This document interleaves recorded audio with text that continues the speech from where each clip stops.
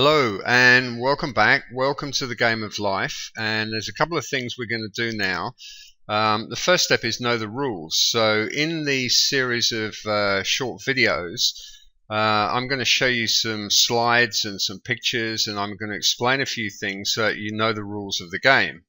And the second thing is that once you know these rules, you've got to play the real game. So there's no point in continuing playing whatever game you were playing before. You've got to apply this knowledge into your life and start to play the real game of life. And the third thing is to love your life, and that will come naturally to you as you begin to play the real game. So out there in the world at the moment, there's a lot of dysfunction, and I'll explain a bit about that later on in the videos. But there's a lot of dysfunction out there in the world. And sometimes people are a bit frustrated or disillusioned, etc., and perhaps they don't love their life as much as they could do. But what I'd like to promise you, okay, and I say that word promise, I don't say that lightly, I'd like to promise it to you, is that when you know the real rules and you play the real game, you will love your life, because you'll naturally appreciate the amazing experience, the amazing true experience that life is. I mean, it is absolutely incredible. So this is going to be quite a short video. There's a few slides I'd like to go through. It's very basic information, but it sets the scene. And after that, we're going to dig a little bit deeper into certain areas and start to build this picture up, so that by the time you get to the end of this Game of Life series of videos, you go, aha, I've got it. I know what you're talking about, Carl. I understand. And you're going to find that all these little pieces of information that you've currently got in your mind are going to click, and they're going to start fitting together. And you're probably also going to notice things that you've done in the past, why they worked and why they didn't work. So let's move on to the next slide.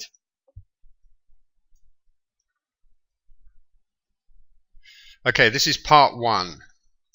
So in the beginning, there was the God Force, and God goes by many names. There is only one being. All right, this is a fundamental thing that we need to understand, and you'll become more and more aware that it is the truth as we progress through these slides. So there's only one being, and it goes by many names: God, Allah, Jehovah, the Creator, Universal Mind, the Universe, Supreme Being, Thinking Stuff, the Light, Oneness, Love, Essence, the God Force, Source Energy, and many, many, many other names. And all of these names, they all of the religions of the world, everyone pretty much agrees that God is in everything. Okay, so it stands to reason that we have God in us, and that we're a part of this God Force. And if God is in everything, then therefore God must be everything. So there is only one being. Okay, and this one being has existed for an eternity, etc. And I'll just move on to the next slide now. So the God Force decided that it wanted to experience more of itself, to expand its knowledge, awareness, etc., and to experience more of itself. And so what it did was it came up with this idea of creating sub-personalities within itself. So it is everything, but at the same time it wanted to observe itself and experience itself at far deeper levels, far wider levels, and in different circumstances, just to get to basically have more experience, to have more fun, etc. So it created these individualized consciousnesses, and it put its consciousness into them. And we call them spirit, or the higher self, or souls, or children, etc. So within this one God Force, we have all of these individualized consciousnesses, which are us. They're essentially us, and they're on different levels. So some of these beings have been there for, eons, for a very, very long time, and they're more highly evolved. and then some of them have only been there for a shorter period of time, and they're far, far less involved.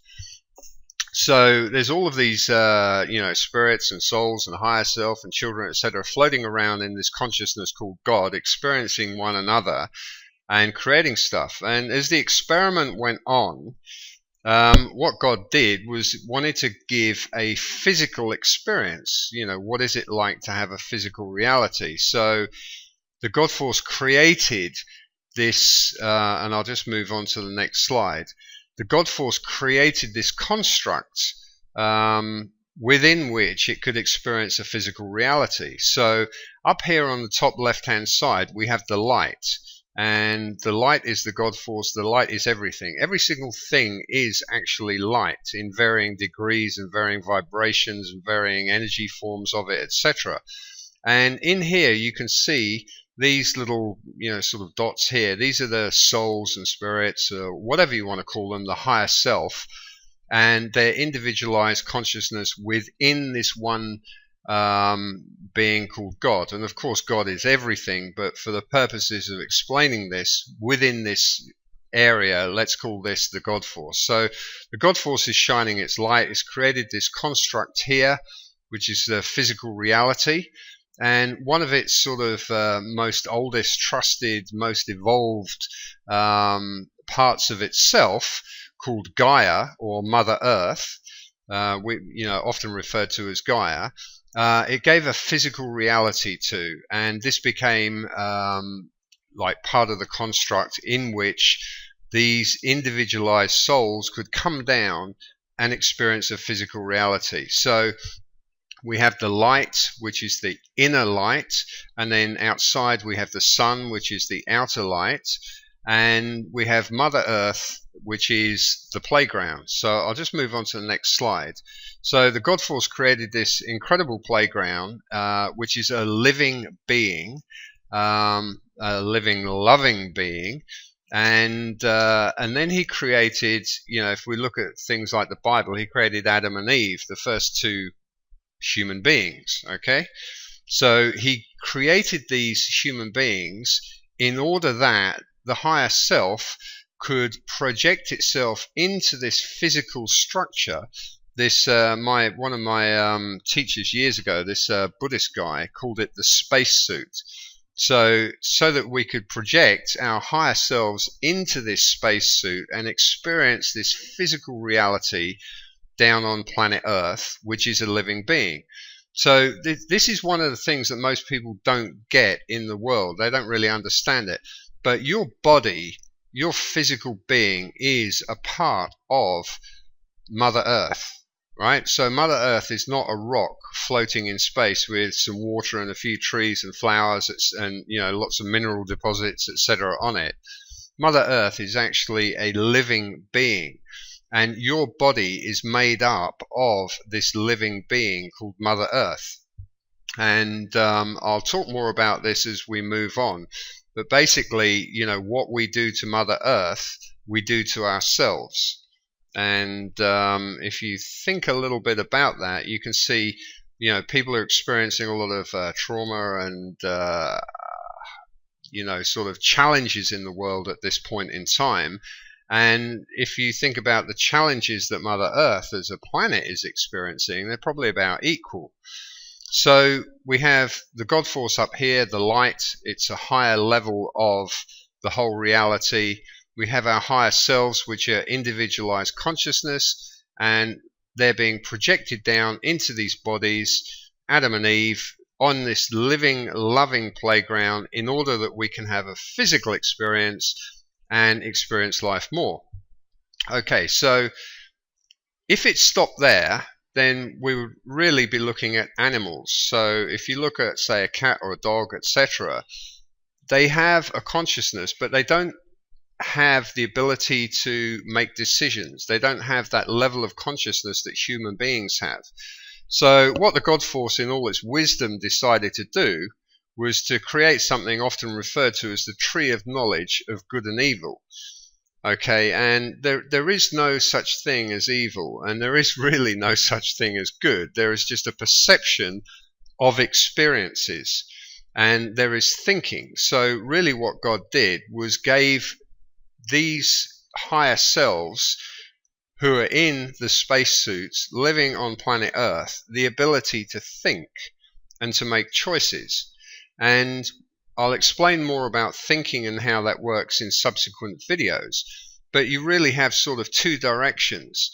If you focus your thoughts on good, you have good experiences.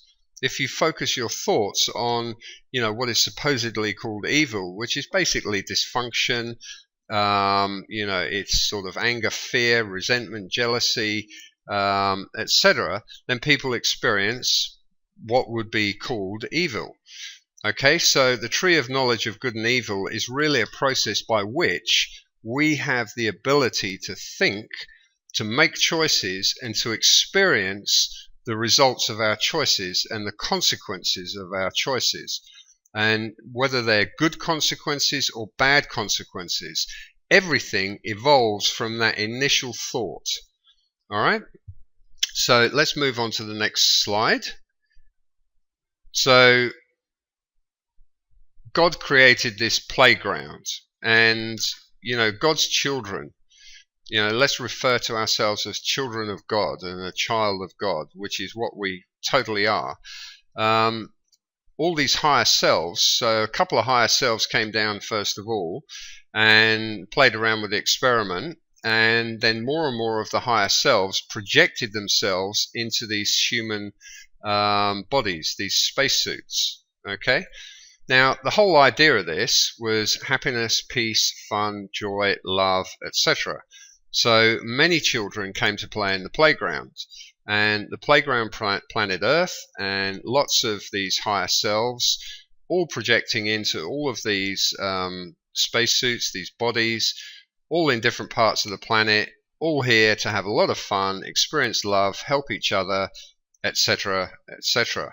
So that essentially is a very brief overview of the game of life. Okay, that is the way that it was intended to be. And if you've read any, if you haven't, I suggest you do. If you've read any Neville Goddard, or if you sort of investigated whatever faith that you have, for Christians it would be the Bible. The God Force locked itself out of this playground in order to give absolute free will to create to the individualized consciousnesses that were present in the playground. So all of these higher selves came down, and the God Force locked itself out in order to observe what would happen. And in a perfect world, and all this was set up, we would all be experiencing happiness, peace, fun, love, joy, etc. But if I go back to the previous slide, what's been happening is a lot of, and this has been progressing more and more over time, is more and more of the children's consciousness has been projected towards the dysfunction side of things, and it's turned the playground into a bit of a mess, which is what we're experiencing at the moment. So this is, just make a mental note of that, because we will come back to that and cover that in more detail on a subsequent slide.